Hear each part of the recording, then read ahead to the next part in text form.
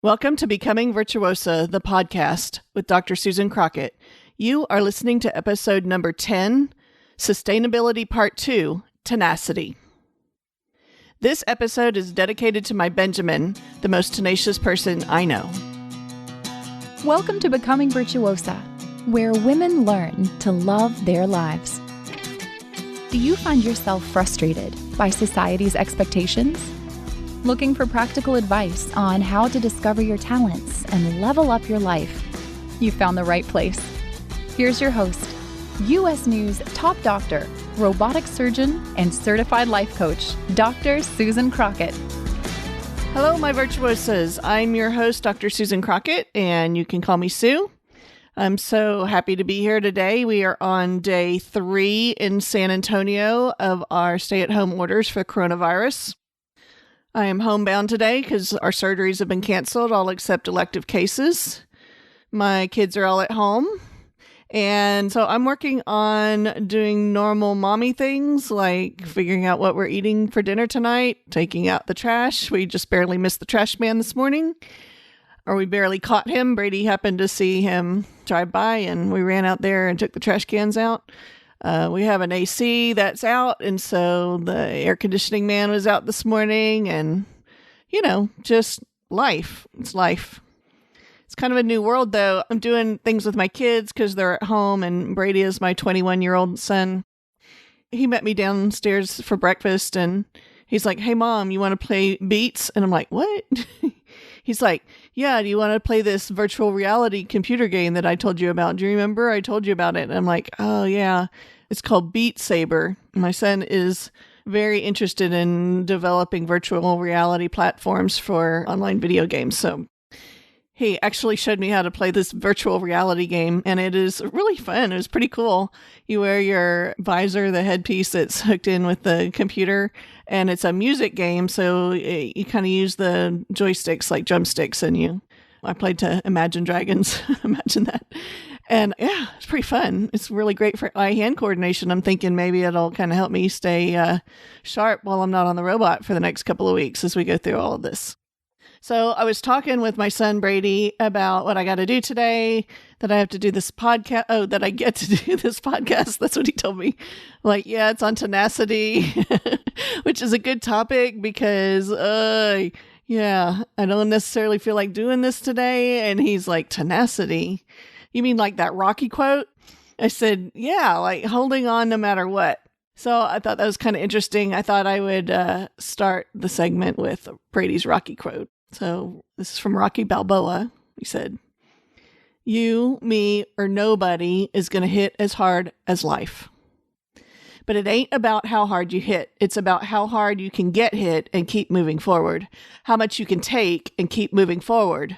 That's how winning is done." And I just thought that quote was great for our circumstances of times that we're going through with the coronavirus, because life is hitting us hard. Not only is life hitting people hard with the virus itself, but just in us figuring out how to manage our minds about the rest of what's going on with the economy and social isolation and life. Life is getting hard. So I think this talk today is super important.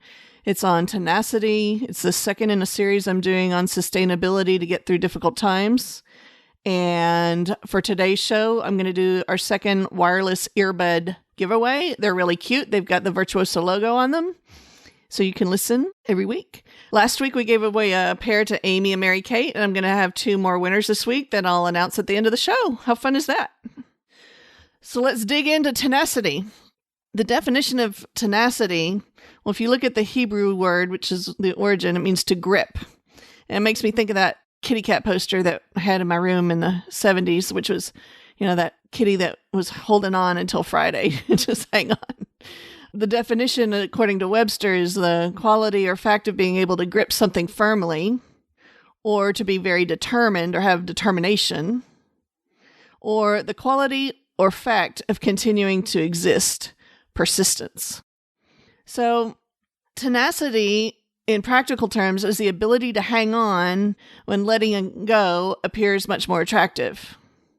It's the ability to hang on when letting go appears more attractive. When we have impulses or urges to let go, and we decide not to anyway. That is what tenacity is. And we're going to talk about managing our minds around this topic today. This has everything to do with our thoughts and how we choose them and how we manage our minds. So last week we talked about resilience, and resilience is the bouncing back up after you get knocked down.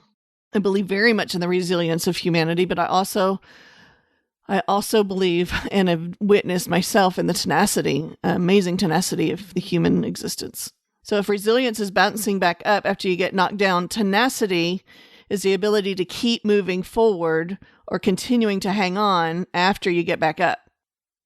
So one of my favorite TV shows of all time is the Survivor series. I absolutely love Survivor. I watch it all the time. I wouldn't consider myself a super fan. Like I don't really understand all of the strategies, and I couldn't tell you the name of every person and the nuances of every thing that's ever been played on it. But I do love watching people and the social interactions and how people think and make decisions.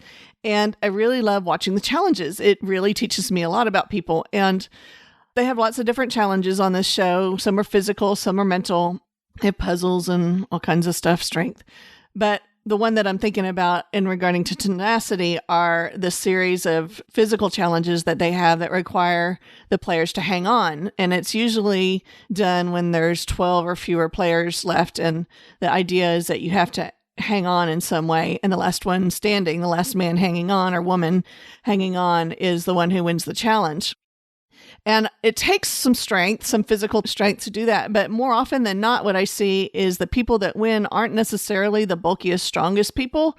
They usually are the people that have the most focus. Their brain and their bodies and their minds have been focused to be able to handle hanging on through hard times and long times. They get a good grasp of the situation and they find a way to relax and to manage their mind through the challenge with some determination and stubbornness, but also practiced strength and tenacity. And the idea that this brings up is that tenacity is like a muscle. It's something that we can build and we can get stronger at by practicing. So we're going to give you a couple exercises for that to do with your kids and yourself towards the end of the podcast today. There's a great quote by Teddy Roosevelt that says, "Courage is not having the strength to go on. It is going on when you don't have the strength." And it takes tremendous courage for us to be going through times like we're going through right now. And I want to encourage you all to think about your own tenacity and where you've had demonstrations of it in your own life. We all have examples of tenacity.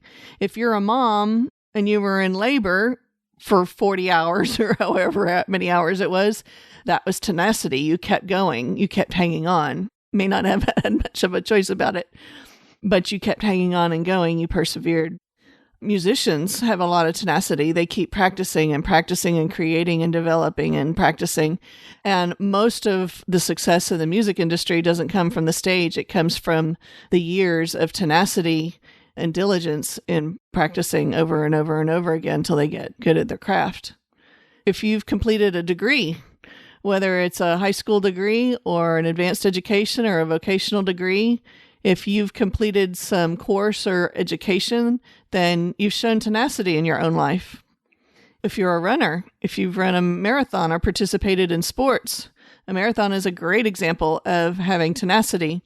I love triathlon. I love watching the Ironman triathlons. When I was younger, I used to do the sprint distance triathlons and some of the distance bike rides. But the tenacity that's required to finish the race when you're worn out and exhausted and your whole body is screaming at you to quit, that tenacity is a valuable thing. That's what we're talking about today. Running a business, especially in these times, in these days and ages, whether you're running a business as a CEO or a president or a manager or an employee of a corporation, or whether you're an entrepreneur and own your own business, running a business and guiding it through this time of uncertainty requires a tremendous amount of tenacity. I see a lot of people who are folding. They're either closing their doors and folding their businesses, or they're firing employees, letting go employees. And I would suggest that if you are in a position of leadership, that I'd like for you to consider the creativity of tenacity and the creativity of innovation and see what you can do to change the direction or the course of your business instead of letting people go. I had one of my employees come to me last week, one of my medical assistants, and she said, I can't come into work anymore because I don't have anybody to watch my son, and he was in a daycare and the daycare was closing. And I said, well, you know what? We all have to adjust. We're all making adjustments, and I understand that. And I said, but in a week, there are going to be a lot of people looking for jobs. There are going to be a whole lot of people, school teachers and daycare people, looking for work. And if you have a job and you have income coming in, I'm sure you're going to be able to find somebody to help you take care of your son. And what I was demonstrating there was the ability to have a bigger picture mind of the situation and to look for the opportunities. Not only would she be able to continue her own work with me and have somebody to take care of her son, but she also would be able to employ somebody else, which is a huge gift. So I love this quote by Albert Einstein. He says, genius is 1% talent and 99% hard work, which is cool. But I have a corollary. This is the Crockett corollary to that about entrepreneurship, that it's 1% idea and 99% tenacity. It's not that successful people are smarter than everybody else. It's just that successful people stay with the problems longer. They sit with the problems, they work through the failures and the solutions, and they have the tenacity to keep going. And if you are in a situation where you feel like you don't have much tenacity or not much strength to hold on, we're going to work at helping you develop that today. We all need a little bit more of this in the upcoming weeks. So one of the things about being able to build tenacity is to have a reason why. Like you have to know your why in order to be able to lean into the discomfort of tenacity. Because like those survivors hanging on a sustained challenge, it gets painful. They lose circulation in their limbs. They get sore. They get cramps. It's uncomfortable to have that tenacity. So they have to have a really big why as to why they're still hanging on and not choosing to let go. There's always a time and there's always the option to let go. The trick is in knowing when you want to let go and being happy with your reasons for either hanging on or not. So when we're looking at the why or the hanging on because you know your reasons ahead of time, some examples that I thought of are faith throughout all of our very varied spiritual practices and faith scriptures. There's a woven thread in all of them about having faith and tenacity and holding on and the faithfulness of not only believers, but also of God. Some people hang on or have tenacity because they've given their word and they're practicing their character and their integrity because they said they would, because I said I so I will. Some people are hanging on, like in the case of Survivor, because they're getting a reward like money or fame. Others hang on and have tenacity because they're in the service of helping others. And this would be a great time to give the example of the nurses and the doctors and all the other healthcare workers on the front lines right now in our hospitals as we're starting to see the coronavirus surge in our country. The tenacity of those workers and the courage that they have to show up on the front lines every day and to risk their own health is incredible tenacity. So where is their underlying why? What do you think their underlying why is?